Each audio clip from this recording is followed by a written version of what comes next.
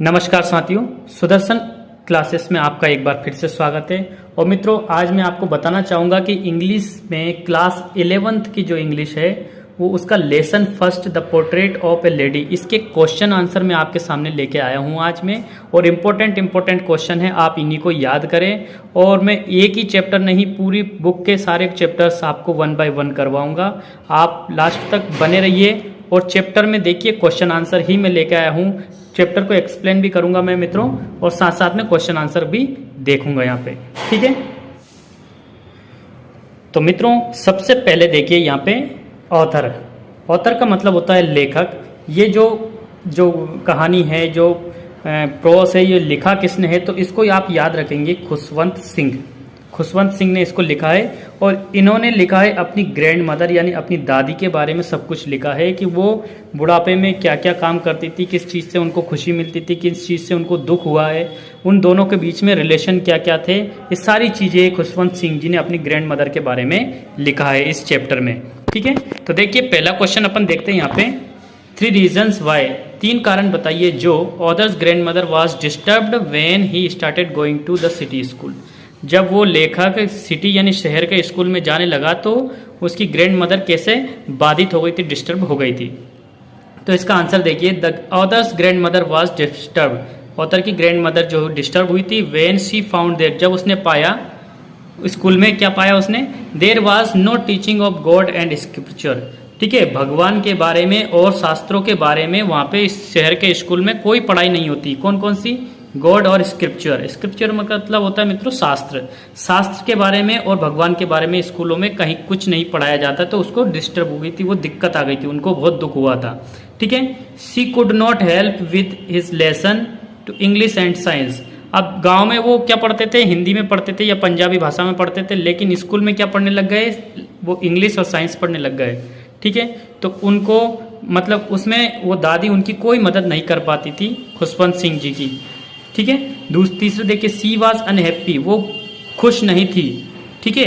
The idea of music lessons, क्योंकि वहाँ पे म्यूजिक भी पढ़ाया जाता है। She considered music suitable only for people of dignity, जो असभ्य लोग होते हैं उनके लिए ही जो म्यूजिक की क्लास होती है सुटेबल होती है, ऐसा वो मानती थी, ठीक है मित्रों। तो ये क्वेश्चन आप नोट कर लीजिए वीडियो को पॉज करके, ठीक है। ये क्वेश्चन आपके एग्जाम में आ सकता है, आप इसको नोट कर लीजिए अपनी कॉपी में। दूसरा क्वेश्चन देखिए, दूसरा क्वेश्चन बोल रहा है मित्रों, यहाँ पे देखिए, व्हाट आर द 3 वेज, वो कौन से 3 तरीके थे, in which the author's grandmother spent her days after he grew up. जब वो बड़ा हो गया तो उसकी ग्रैंड मदर जो थी, उसकी दादी थी, वो अपना समय कैसे व्यतीत करती थी, ठीक है। The 3 veg in which the author's grandmother spent, 3 तरीके थे जिससे वो अपने दिन व्यतीत करती थी आफ्टर ही ग्रेव अप। ये प्रश्न में से ही कर लेना। आर बाय स्पाइनिंग व्हील्स, ठीक है, वो स्पाइन करती थी मतलब चरखा घुमाती थी, ठीक है, और पहिए को घुमाने का काम करती, स्पाइन करने का काम करती थी वो, ठीक है। स्पिन का मतलब होता है मित्रों घूमना।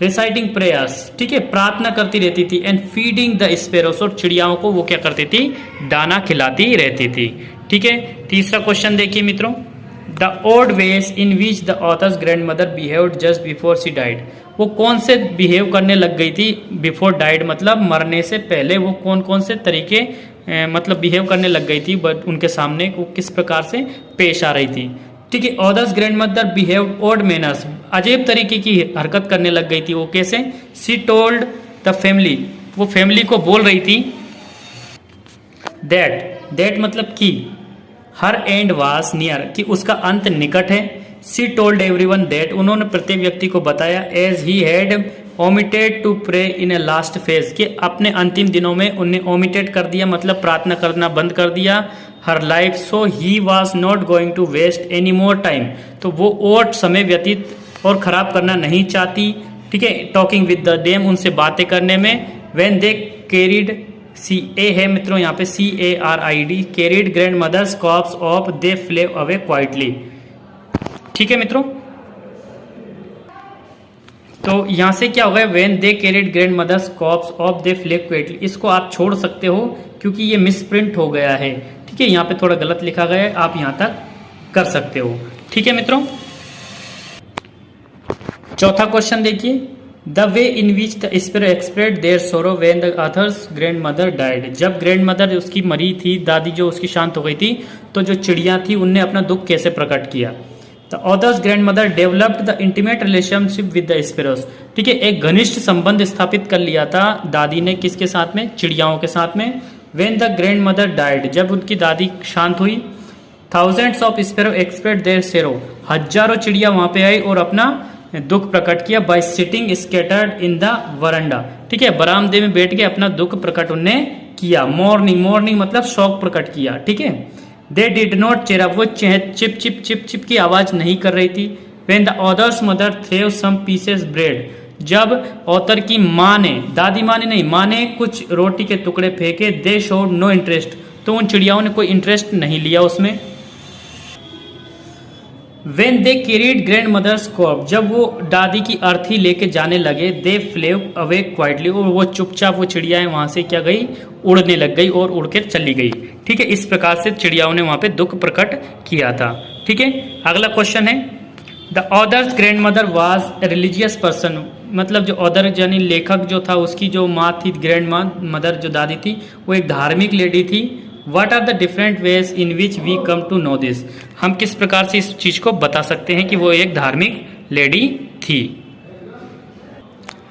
तो इसका आंसर देखिए मित्रों, द ऑथर्स ग्रैंड मदर, यहाँ पे आपको ग्रैंड मदर लिखना पड़ेगा मित्रों, थोड़ा सा यहाँ पे misprint. Author's grandmother was a religious lady. ठीक है, author's grandmother was a religious lady, वो एक रिलीजियस लेडी थी। Her one hand was always busy in telling beads, उनका जो एक हाथ था वो हमेशा माला जपने में व्यस्त रहता था। ठीक है, टेलिंग बीट्स, द बीट्स मतलब होता है माला जपना। Her lips constantly moved inaudible prayers. ठीक है, उनके जो होंठ थे वो हमेशा प्रेयर में मूव करते रहते थे, कुछ ना कुछ बोलती रहती थी साइलेंटली, वो चुपचाप।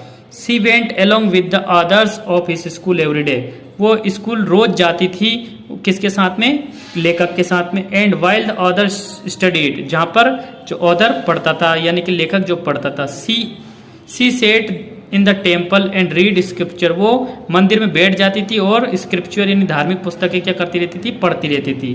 When they move to the city, जब वो सिटी में चले गए, सी वाज अनहैप्पी, वो बहुत दुखी थी। There was no religious teaching, क्योंकि वहाँ पे धार्मिक पुस्तकों की पढ़ाई नहीं होती थी। अब वहाँ धार्मिक पुस्तकों की पढ़ाई नहीं होती थी तो क्या करती थी, she turn to only prayer, वो सिर्फ और सिर्फ प्रार्थना करने लग गई। Telling the beads before dying, और मरने से पहले सिर्फ और सिर्फ माला जपने का काम वो करती थी।